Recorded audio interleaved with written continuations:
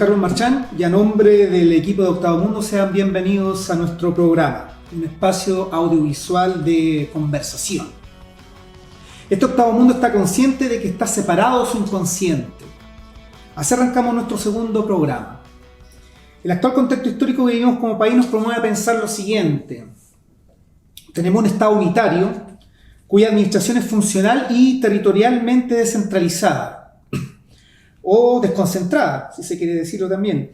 En su caso, de conformidad con la legislación vigente, los órganos del Estado deben promover el fortalecimiento de la regionalización del país, un desarrollo equitativo y solidario entre las regiones, provincias y comunas del territorio nacional.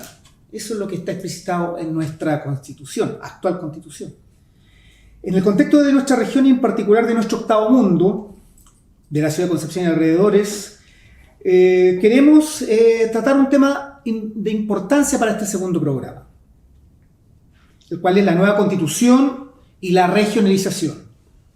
Para ello tenemos un excelente invitado, que es don Gonzalo Calderón, abogado y destacado académico de nuestra octava región.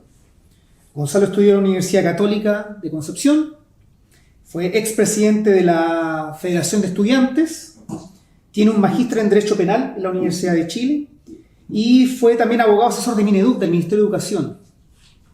Y actualmente está desarrollando una serie de charlas de orientación sobre la nueva Constitución.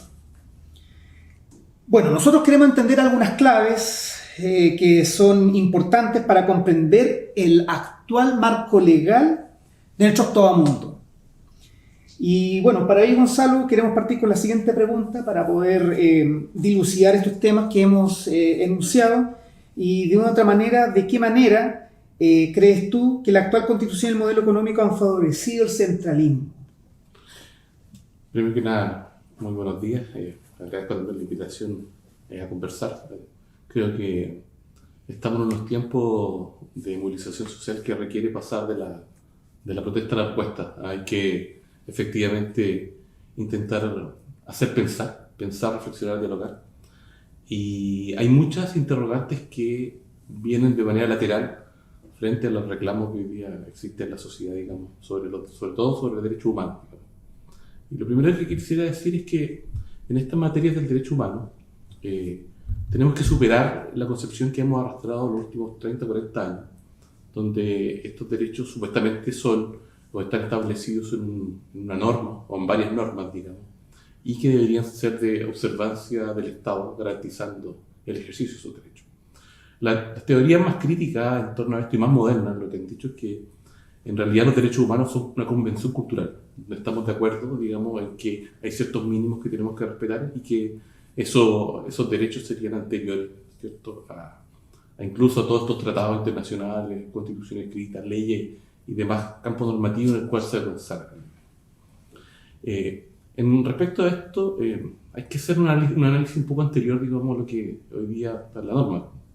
Tú partiste señalando, ¿cierto?, citando el artículo 3 de la Constitución, que está ubicado en lo que se llama las bases de la institucionalidad. Y esas bases de la institucionalidad lo que vienen a hacer es demarcar, ¿cierto?, una cierta forma de cómo se va a desarrollar lo demás, digamos. En conexión con ese artículo 3 está el capítulo 14 de la Constitución, que habla sobre la administración del Estado y el ejercicio del gobierno en el territorio. Para referirme a este tema, y sobre todo lo que tiene que ver con la Constitución del 80, hace tiempo leí un libro de un autor que se llama Frank Newman.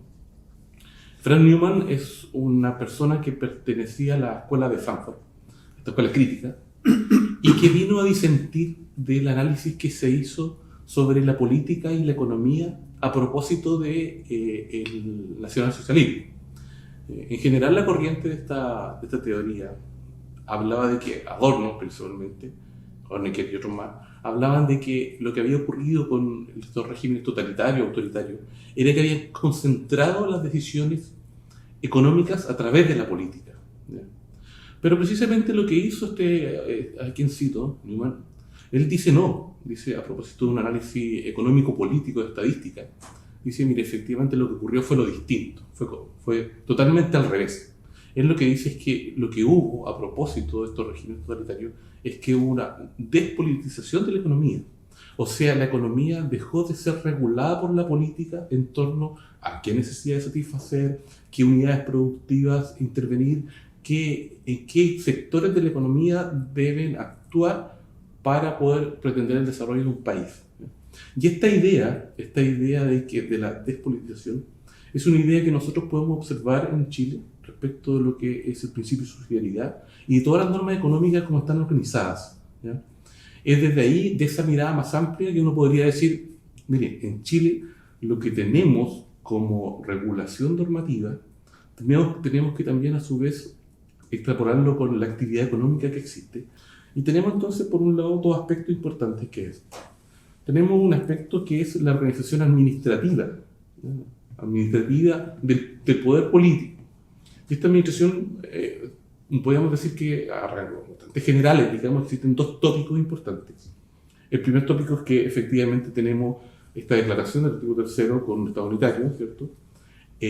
Pero también tenemos que entender que existe un aspecto presidencialista muy fuerte y que además la distribución que se hizo en la Constitución del 80, a través de este capítulo 14 que cité, fue precisamente dividir el territorio en partes cada vez más pequeñas, digamos. Se habla de las regiones, de las provincias, de las comunas, digamos. Y eso sigue hoy día vigente, ya, digamos, está así. Y tiene autoridades también que la rigen. Hace poquito, no sé, el 5 de enero del año 2017, apareció una ley orgánica constitucional que modificó este capítulo, que es la ley 20.990. Y esta ley lo que hizo, al parecer, es que habría democratizado ciertos aspectos de la administración de la región, ¿ya? Sabemos que hasta en la actualidad tenemos nuestra administración regional, tenemos autoridades como el intendente, ¿cierto? El gobernador. Y lo que habría ocurrido, ¿cierto?, es que con esta ley vamos a suprimir el intendente. Correcto. Y vamos a tener al gobernador como en relación a eso, gobierno Gonzalo, regional, que a lo mejor todos nos hemos hecho esa pregunta respecto a este marco teórico que tú bien señalas y que tú bien explicas, llevándolo a un aspecto quizá un poco más local y a lo mejor quizá un poco más pedestre, si le queremos llamar, un poco más simple, del punto de vista, por ejemplo, cómo esta contradicción entre las decisiones políticas y las decisiones económicas hay un divorcio, por lo que logro entender desde el punto de vista teórico. Por ejemplo, lo que ocurrió en nuestra región, en nuestra ciudad, por ejemplo, el tema de la retirada de la industria, por ejemplo, ¿responde un poco a esa dinámica o a esa lógica teórica? Lo que pasa es que lo que está ocurriendo en Chile en los últimos 30 años es que precisamente hay quienes tienen los medios de producción y la economía. Primero que nada, hay un problema grave. Hay un geógrafo inglés, David Hartley, que habla de lo que se llama de la desposesión de bienes esenciales.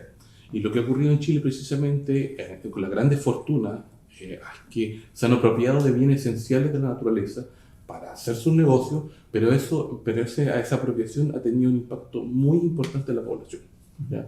Por ejemplo, si uno lo revisa a nivel nacional, tiene el problema de la gran minería y el acceso al agua en el norte.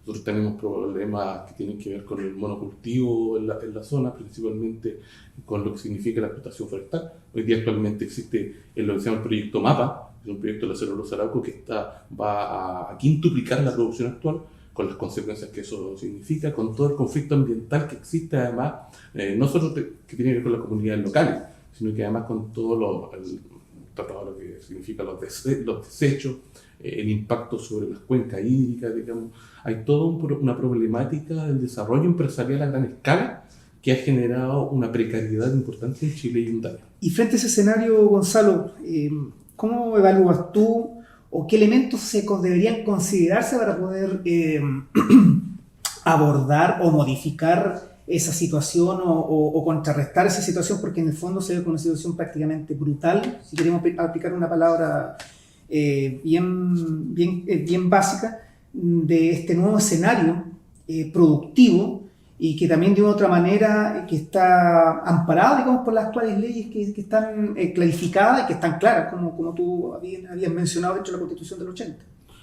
Al respecto, uno tendría que podemos salir un poquito a la frontera y ver que en general los países de la región, incluso aquellos más lejanos, tienen toda una consagración y una protección respecto de cuestiones tan esenciales como el agua, como el derecho al saneamiento del agua. Si uno va así, en Uruguay está regulado, en México está regulado, en Paraguay, si bien no está establecido en la Constitución, pero hay normas concurrentes que permiten que este derecho se concretice, etc.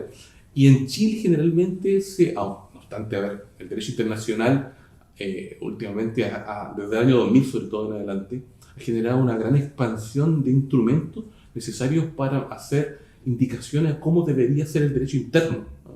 O sea, la OCDE, el año 2016, lo que hizo fue hacer una serie de recomendaciones respecto de cómo Chile debía abordar estas problemáticas, pero en general ha habido en Chile una reticencia a eso y a ser preponderante la legislación interna por sobre los mecanismos internacionales que, como digo, existen y son muchos, ¿sabes? O sea, de verdad es avanzadora la cantidad de normativa y de informes que a nivel de las Naciones Unidas y otras instancias existen, digamos. Entonces, deberíamos precisamente a través de lo que ya existe recogerlo, digamos. Hoy día, incluso los tribunales de justicia, el Tribunal Constitucional, cada vez que han habido esta problemática entre la aplicación de la norma internacional que regula derechos humanos, como en el caso, por ejemplo, pragmático, el acceso al agua, digamos, se han visto siempre contrañidos en la disparidad de decir si damos protección al derecho interno vía lo que significa la propiedad como concepto absoluto de regulación y capacidad individual de desarrollo, o bien hacemos hincapié en los mecanismos internacionales de protección,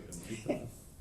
Bueno, entonces lo que se pregunta la ciudadanía en general y que nos preguntamos también como octavo mundo, sería una pregunta a lo mejor básica, pero que tiene mucho sentido respecto a lo que tú has estado comentando en esta instancia, ¿qué es lo que debería tener o estar dotada la nueva Constitución para poder enfrentar esta situación, esta nueva coyuntura? Porque no solamente aquí en Chile, este tema de este divorcio que tú planteas de lo político con lo económico y cómo estos marcos legales en los distintos países van develando esa contradicción, y que hoy en día con la movilización aquí en nuestro país también se ha develado. Salió por primera vez en el ámbito más público del tema del Estado subsidiario, que en algún momento se podría contradecir con lo que fue en algún momento el estado de bienestar que por mucho tiempo gozó nuestro país.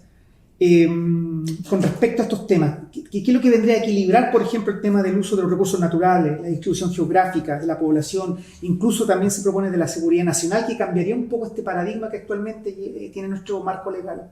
Lo que pasa, a ver, hay una cuestión urgente y necesaria, es que el agua, por ejemplo, que es un tema muy hoy día en boga, íbamos a hacerse de la COP25, ¿cierto? Hay todo un problema del cambio climático, tiene que ser consagrado en un instrumento como la Constitución como un derecho humano esencial. O sea, ese es el primer eslabón que se debe cumplir para que necesariamente haya en esta norma fundamental, ¿cierto?, una protección. Pero además tienen que ser una serie de instrumentos destinados a proteger. O sea, el código de agua que tenemos en Chile es un código muy antiguo, digamos, y no obedece a la realidad de este país, no obedece a lo que ocurre a nivel internacional, pero tampoco hace relación con la necesidad humana, digamos. Hoy día lo que está regulado es que el derecho del agua tiene que ver netamente con la posibilidad de la propiedad. Está subsumido a quien tiene agua porque tiene derecho a propiedad de agua, digamos. Entonces, lo que hay que hacer es que tenemos que garantizar un mínimo de satisfacción del agua. O sea, basta ver lo que ha ocurrido, por ejemplo, en las cuencas de Petorca, ¿cierto?, en la parte de esta región, digamos, Canela Baja, en lugares donde por un sistema de administración de recursos hídricos que además ni siquiera respeta las reglas existentes. O sea, el tema, por ejemplo, hoy día está en boga el tema de la producción de palta, digamos, donde efectivamente se han secado ríos, cuencas, con acción incluso ilícita de pozos que se han quedado sin autorización necesaria, digamos,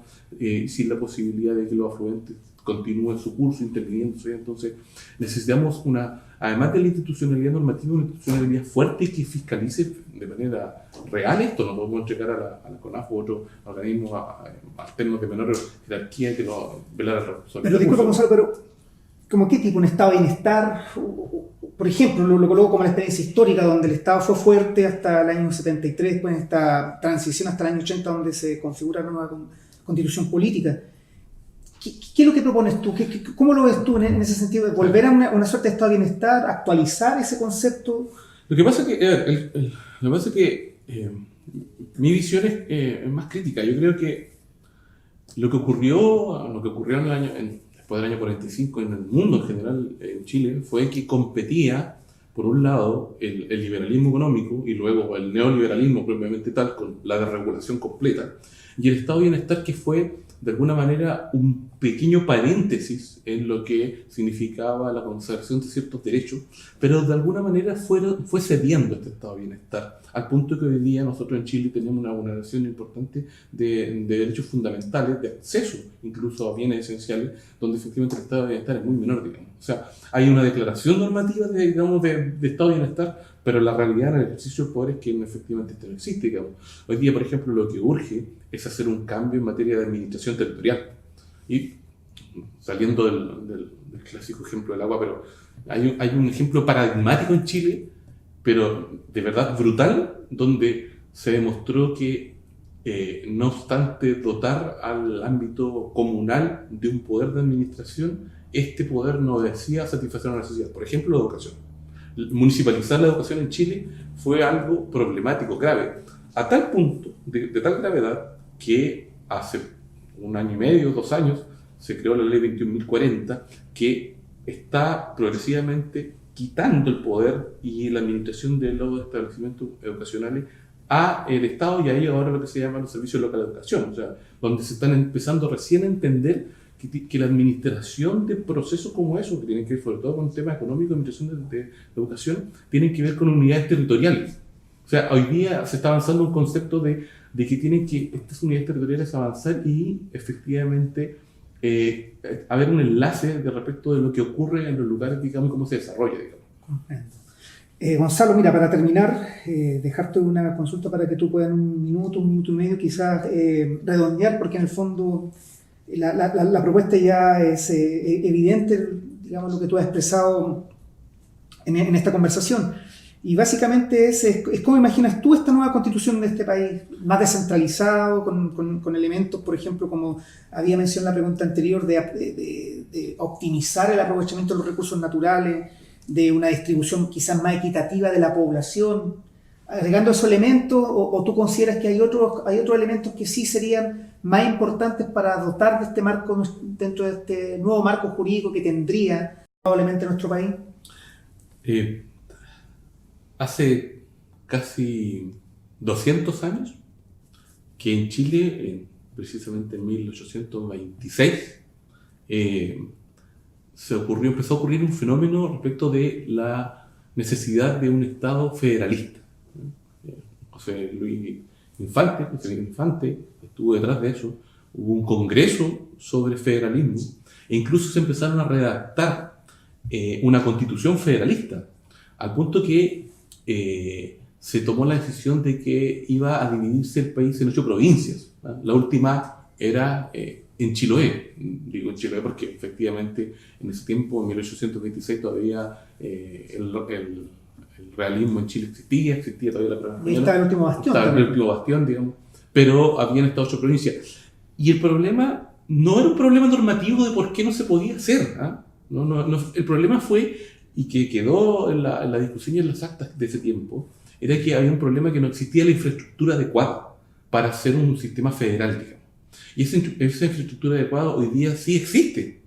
Porque por eso que en Chile hoy día es necesario no hacer esta modificación de la ley 20.990, donde se elige un gobernador y donde en el fondo se suprime un intendente, pero hay delegado presidencial regional y delegado presidencial provincial, digamos. Estamos cambiando las normas, el nombre de las cosas, digamos, pero siguen siendo las mismas, digamos.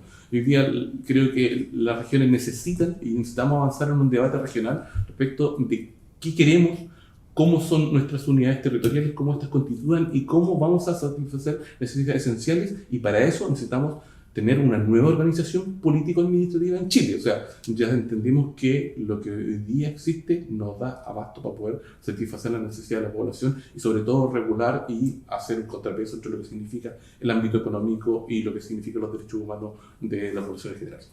Bueno, Gonzalo, perfecto. Muchísimas gracias. Agradecemos tu presencia y tu amabilidad por estar acá con nosotros en Octavo Mundo. Nosotros dejamos la última reflexión para cerrar este segundo capítulo, que todas las ideas liberadoras del ser humano tienen su origen en ilusión y fantasía, creadora de la razón. Y la pregunta, ¿qué capacidad de imaginar tendrá este nuevo Octavo Mundo? Nos vemos en el próximo programa. Chao.